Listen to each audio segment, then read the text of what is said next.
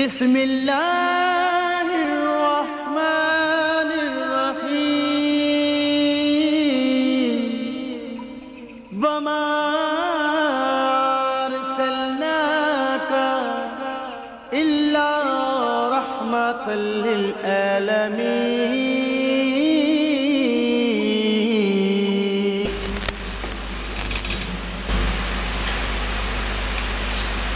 السلام علیکم ورحمۃ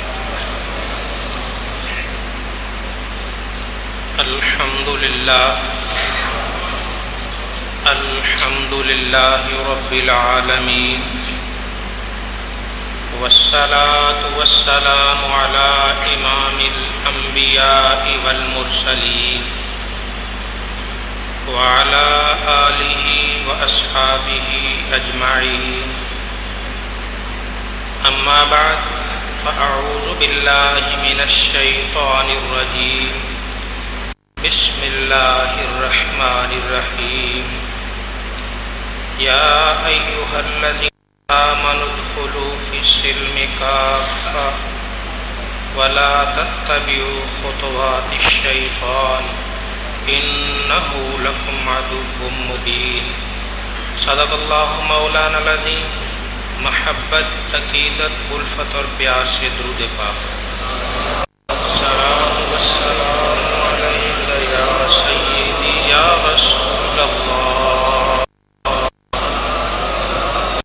آلک واصحابک یا حبیب اللہ۔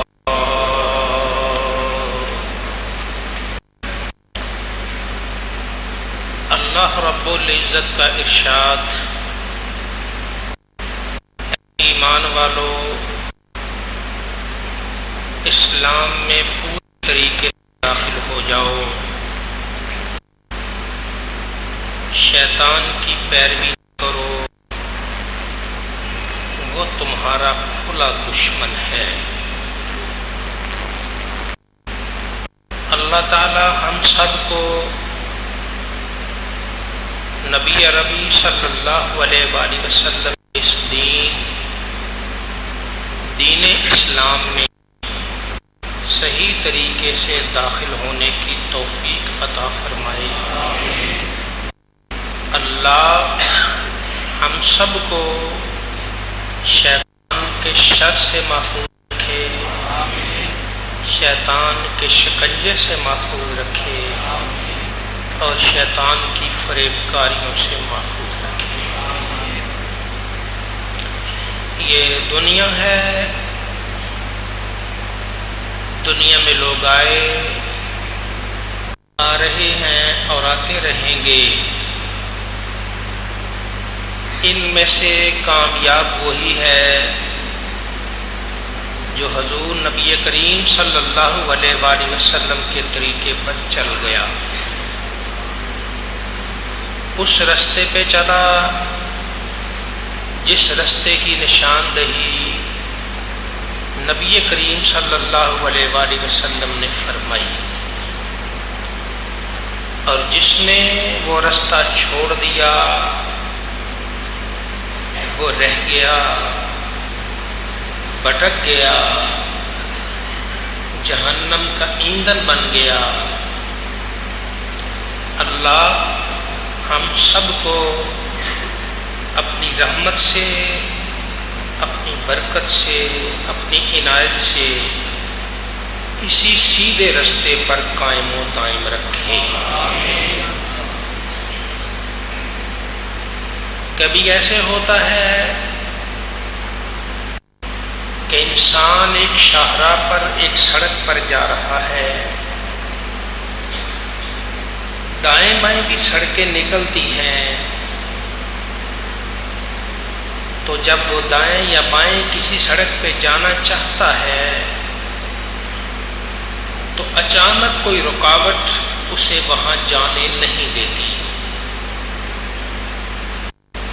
جب وہ رکاوٹ اسے روک لیتی ہے، پھر سیدھے رستے پہ لگا دیتی ہے، تو وہ آدمی منزل پہ پہنچ جاتا ہے۔ اللہ رب العزت نے اس امت پر احسان کیا، بندہ سیدھے راستے پہ چلتا ہے، کبھی ادھر ادھر ہونا چاہے تو اسے وہ رکاوٹیں پیش آ جاتی ہیں جو اسے ادھر ادھر نہیں جانے دیتی، پھر کسی سیدھے راستے پہ آ جاتا ہے۔ جب سیدھے راستے پہ آ جاتا ہے تو اللہ کی رحمت اس کے کرم کے امیدوار ہیں کہ وہ ایک دن اپنے ایمان کی سلامتی کے ساتھ جنت کے دروازے میں داخل ہو جائے گا۔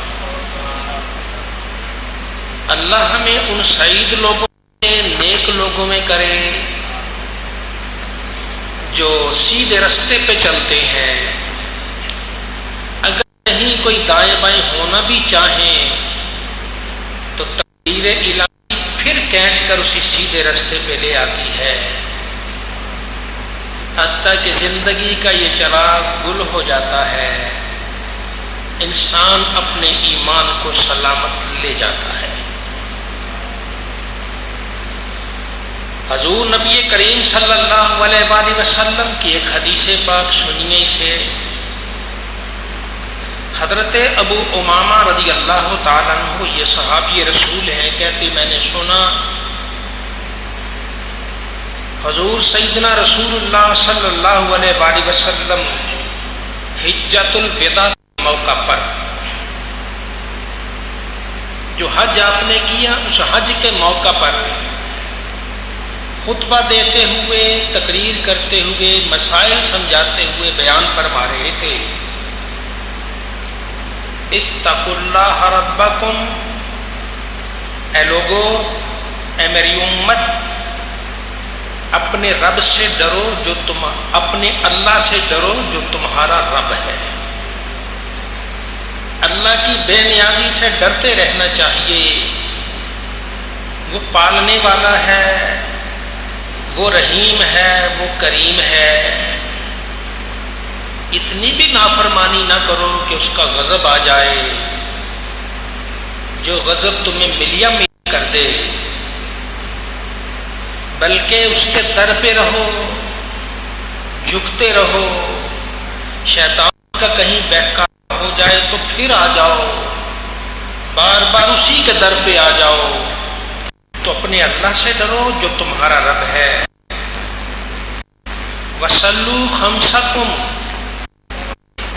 اور اپنی 5 پڑھو، اللہ سے ڈرو، اپنی 5 نمازیں پڑھو جو تم پر فرض ہیں۔ وَصُومُوا شَهْرَكُمْ، اور اپنا مہینہ رمضان کا مہینہ، اس کا روزہ رکھو۔ وَأَدُّوا زَكَاةَ أَمْوَالِكُمْ، اگر اللہ نے تمہیں پیسے دیے ہیں، مال دیا ہے، تو اس کی زکوٰۃ بھی ادا کرو۔ وَأَطِیعُوا ذَا أَمْرِكُمْ، اور جو اسلامی تمہارا حاکم ہے، تو اللہ اور اس کے رسول کے حکم کا پابند ہے، تم اس کی اطاعت کرو۔ تدخلوا جنت ربکم، اتنا کرو گے تو اپنے رب کی جنت میں داخل ہو جاؤ گے۔ ہمیں 5 نمازیں، رمضان کے روزے، مال کی زکوٰۃ، اور اسلامی جو حکومت ہے اس کے سربراہ جو حکم دے اس کو ماننا، جب ایسا کریں گے تو اللہ تعالی ہمیں جنت میں داخل فرما دے گا۔ تو ایمان والا ان چیزوں پر عمل کرتے ہوئے سیدھا جنت میں جائے گا۔ تو یہ نبی ربی صلی اللہ علیہ وآلہ وسلم کی یہ امت کے لیے ایک شرف ہے کہ آپ نے فرمایا یہ چیزیں کر لو، اللہ مہربانی کرے گا، تمہیں جنت میں داخل کر دے گا۔ تو آئیے ان چیزوں کی پابندی کرتے ہیں۔ کبھی ایسے ہوتا ہے کوئی بچہ نماز چھوڑنا چاہتا ہے، اس کے ماں باپ اسے پکڑ کے پھر مسجد لے آتے ہیں، کوئی آدمی نماز چھوڑنے کی سستی کرنا چاہتا ہے، اس کا بڑا بھائی پکڑ کے لے آتا ہے۔ کبھی کوئی کوتاہی ہونے لگتی ہے تو اس کا ابا لے آتا ہے۔ کبھی ایسے ہوتا ہے کہ وہ اس کی سستی آ جاتی ہے، محلے والے پکڑ کے لے آتے ہیں، دیکھا دیکھی آ جاتا ہے۔ یہ نظام ایسے ہی نہیں چل رہا، یہ رب تعالیٰ کی رحمت کا ایک نظام ہے۔ کسی کو کس طریقے سے، کسی کو کس طریقے سے، کسی کو کس طریقے سے پکڑ کر اس کے در پہ لاتے ہیں۔ جب آدمی اس کے در پہ آ جائے، اللہ رب العزت کرم فرماتا ہے، رب رحمت فرماتا ہے۔ جب اللہ رحمت فرماتا ہے تو اس کی زندگی کے سارے گناہ معاف کر دیے جاتے ہیں۔ تو یہ اللہ تعالیٰ کا در ہے، اس در کو چھوڑتے نہیں، آ جاتے ہیں۔ ہم اس در کا حق ادا نہیں کر سکتے، نہ کبھی کسی نے کیا، نہ کوئی کر سکا، نہ کر سکتا ہے۔ یہ اللہ کا در ہے، لیکن ہمیں آنا اسی در پہ ہے، آنا اسی در پر ہے۔ سر جھکا کے یہی کہنا ہے سبحان ربی اللہ، سبحان ربی اللہ، میرا بلند و بالا اللہ ہر عیب سے پاک ہے، ہر نقص سے پاک ہے۔ وہ کہتا ہے سر سجدے میرا کہ تم یہ کہہ دو، زندگی کے سارے گناہوں کو میں معاف فرما دوں۔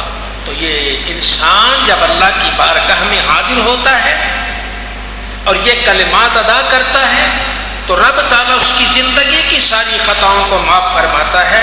تو آئیے نبی کریم صلی اللہ علیہ وسلم کے ان ارشادات پر عمل کرتے ہیں۔ اپنے رب سے ڈرو، 5 نمازیں پڑھو، رمضان کے روزے رکھو، اپنے مال کی زکوٰۃ ادا کرو اور اسلامی حکومت کے حاکم کی اطاعت کرو تو اپنے رب کی جنت میں داخل ہو جاؤ گے۔ یہ سیدھا رستہ، یہ جنت جانے والا رستہ، یہ بغیر کسی پیچ کے رستہ، سیدھا رستہ ہے۔ تو اللہ تعالی ہم سب کو اس رستے پر چلنے کی سعادت عطا فرمائے۔ ایمان والے کو اللہ تعالیٰ ایک اور انعام فرماتا ہے جو نماز پڑھتا ہے، جو اس کی بارگاہ میں حاضر ہوتا ہے۔ نبی عربی صلی اللہ علیہ وآلہ وسلم نے ایک دن نماز کا ذکر کیا تو ذکر کرتے ہوئے ارشاد فرمایا من حافظ علیہا، جس نے نماز کی پابندی کی، کانت لہو نورن، یہ نماز اس کے لیے نور ہو جائے گی، یہ نماز اس کے لیے نور ہو جائے گی۔ الصلاۃ نور، نماز نور ہے۔ جو بندہ نماز پڑھتا ہے، عبادت کرتا ہے، اللہ کو یاد کرتا ہے، یہ نماز اس کے لیے نور ہے۔ قبر میں جاتے ہیں نا تو قبر میں جب انسان کو رکھ کر اوپر سے مٹی ڈال دیتے ہیں، اندر کوئی بلب تو نہیں ہوتا، اندر کوئی روشنی تو نہیں، سب کچھ بند ہے۔ لیکن جو بندہ نماز پڑھتا ہے، نماز اس کے لیے نور بن جاتی ہے۔ قبر اس کے لیے وہ تاریک گڑھا نہیں، ایک نور والا گھر ہو جاتا ہے، وہ چمکتا دمکتا گھر ہے، نور بکھیرتا گھر ہے، نماز نور بن جاتی ہے۔ گویا جو نماز پڑھتا ہے، قیام کرتا ہے، اللہ رب العزت کے قرآن کی تلاوت کرتا ہے، رکوع میں جاتا ہے، اس کی تسبیح کرتا ہے، پھر رکوع سے اٹھتا ہے، اس کی حمد بیان کرتا ہے، پھر سجدے میں جاتا ہے، اس کی کبریائی کا ذکر کرتے ہوئے پھر اس کی بڑائی اور تسبیح بیان کرتا ہے، پھر سب اپنا اعتراف کرتا ہے، یا اللہ میری بدنی، میری مالی، میری قولی ساری عبادتیں تیرے لیے ہیں۔ جب اپنا سب کچھ اللہ کے لیے کر دیتا ہے، نبی رحمت صلی اللہ علیہ وآلہ وسلم کی کرم نوازی کہ اسے دل کی آنکھوں سے جب درے رسول کی حاضری نصیب ہوتی ہے وہ دیکھ کے کہہ دیتا ہے السلام علیکہ ایھا النبیو، یا نبی آپ پر سلام ہو، اتنا کہتا ہے۔ اللہ مہربانی کرتا ہے، رب اس کی نماز کو نور کیا بناتا، اس کے سارے جسم کو ہی رب تعالیٰ نور والا کر دیتا۔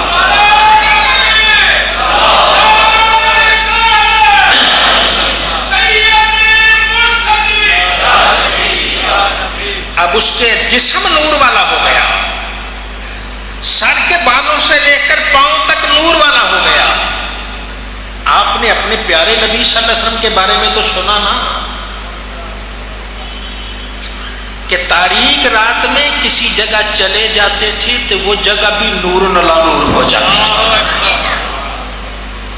تو نبی کریم صلی اللہ علیہ وسلم کی اطاعت کرنے والا، سرکار دو عالم صلی اللہ علیہ وسلم کی سنت پر عمل کرنے والا، کبھی اس پر بھی وقت آتا ہے کہ جب وہ بھی کبھی جاتا ہے کسی مقام پر تو اللہ اس مقام کو بھی نور والا کر دیتا ہے، اس مقام کو رحمت والا کر دیتا ہے، وہاں بھی چمک دمک ہوتی ہے۔ تو ایمان والا جب اس گھر نہیں قبر میں جاتا ہے اللہ اس قبر کو نور والا کر دیتا ہے اور یوں روشن کرتا ہے کہ فرشتے نزدیک آتے ہیں، نور نزدیک ہی نہیں آنے دیتا، اور پھر وہ دور سے ہی کہتا ہے ارے بندہ مومن مجھے بتا تو صحیح تیرا رب کون ہے؟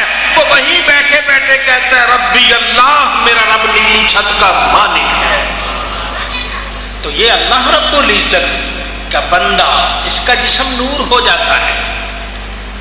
قیامت کا دن آئے گا، قیامت کے دن نبی کریم صلی اللہ علیہ وسلم نے کیا ارشاد فرمایا کہ میری امت اس کے وضو کے اعضاء، چہرہ، ہاتھ، سر کا مسح کرنا اور اس کے ساتھ پاؤں، یہ چار ہیں، چہرہ، یہ پھر ہاتھ، بازو، کونیوں سمیت، سر اور اس کے ساتھ یہ پاؤں، گھٹنوں ٹخنوں سمیت، پاؤں ٹخنوں سمیت، یہ چار